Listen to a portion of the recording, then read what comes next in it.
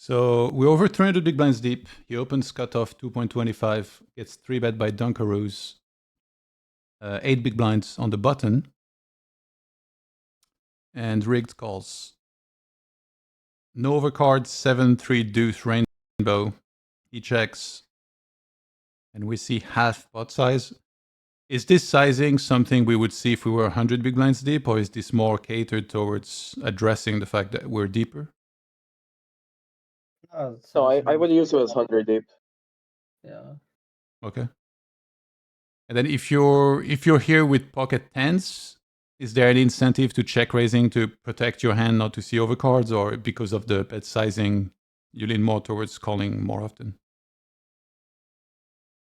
Mostly a call. I think raising it's more like even lower stuff. Like you could argue for like pocket eights wanting to raise over pocket tens. Yeah, I think this deep, like, you barely do, like, your raising is quite polar. Like, you don't really want to inflate the pot out of position with deep. Because, like, it's very tough to play turns in reverse. Okay. Yeah, I would probably just pure call. Solid to just build the check raise range around sets, and then like your one pair hands, you just check call. I think that's actually reasonable. We see a check Yeah, raise. I mean, you could check raise like 7-6 or something. Like, at least you have more out. Yeah, that's fair. And here we see a check raise taking the more aggressive approach.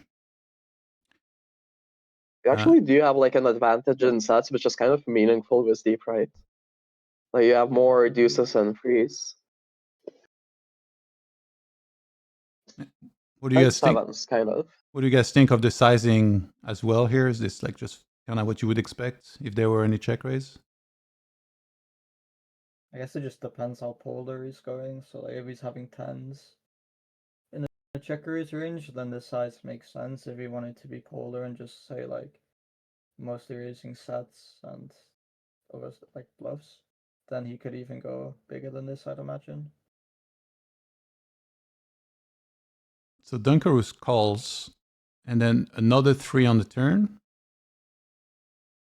Rigged checks now with pocket tens. So what's the reasoning? Because surely you probably don't think there is many threes here in villain's range, is there?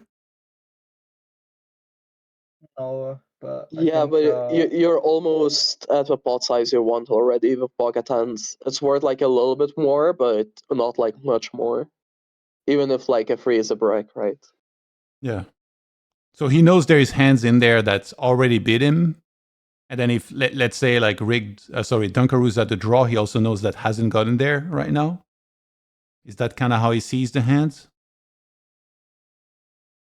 well, I think that Maybe, yeah. the EV of betting or checking with boats and trips here, like ace three or a boat, Yeah. is really similar because say you go check, like imposition checks back. When imposition has overpairs, like they're still gonna go for one more street of value on most runouts, so you can with a check raise river. Yeah. And also they're gonna back call some like ace kings with back doors, ace fours, ace fives.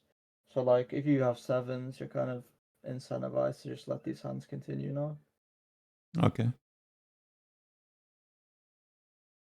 So Dunkaroos opts for 33%. And I'm guessing if you sat there with tens, obviously you're probably not going anywhere. But then the same question as on the flop, then how do you decide whether to check raise or not against this sizing? It's just not strong enough to check raise. You just check call, and I don't think you're like even super happy. Like, you're still beating like a little bit of value, but yeah.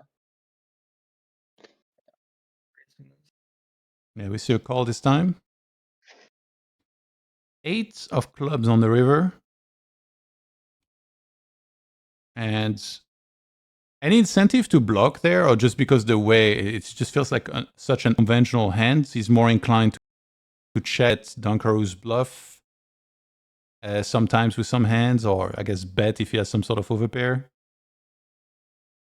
I don't think there's No, any I would reason say to that- donk. Yeah, I think tens is just not strong enough to donk. Yeah. Like it's already at a pot size at once. If anything, it's like at a slightly bigger pot size when it once. Or maybe not. Maybe this is like close to good for it. But I think like getting an extra block in would be like overplaying a bit. Okay. And then Dunkaroos ends up going for the and shows up with a 6-7 of spades. So seeing that in retro Dunkaroos, do you guys feel like he played it the way this should be played? Like, would he have a bluff on the river? I don't know, 6-7. Oh, like 6-7. Do you think he has showdown against like 4-5, ace-4, ace-5? But I guess ace-4, ace-5 is check folding turn for our position. Having a 7 block is not terrible.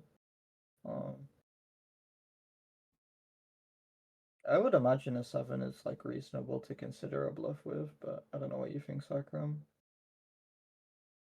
I don't know, I just feel like you have showdown here.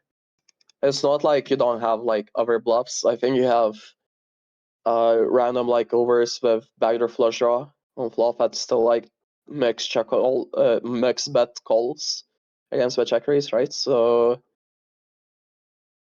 I'd rather bluff those. And those hands would play the way rigged played, or that they wouldn't bluff river or block or anything like this? No, I mean for Dunkaroos, I think he has like Queen Jack must backdoor flush draw he could bluff instead. Ah, okay.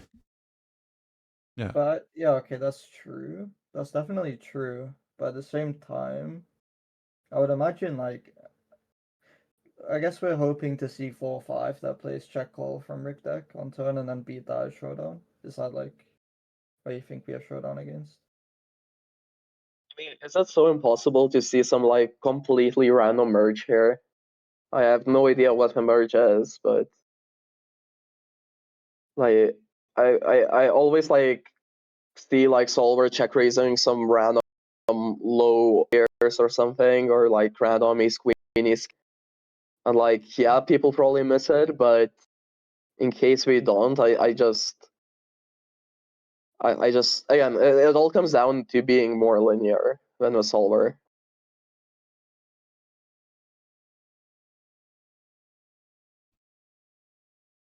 All right. Yeah. Great hands. Thank you guys.